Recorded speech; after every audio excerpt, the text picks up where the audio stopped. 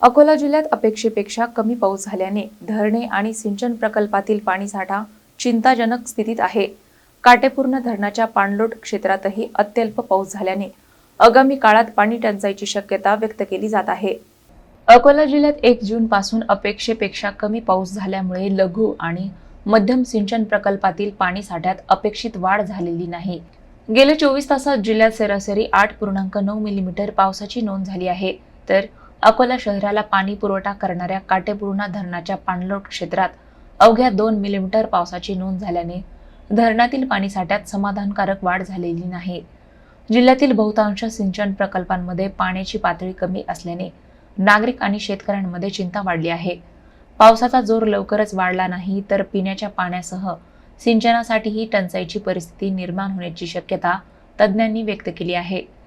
दरम्यान हवामान विभागाने पुढील काही दिवसात पावसाची शक्यता वर्तवली असली तरी धरणांमध्ये पुरेसा साठा होण्यासाठी जोरदार आणि सातत्यपूर्ण पावसाची आवश्यकता असल्याचे सांगितले जात आहे।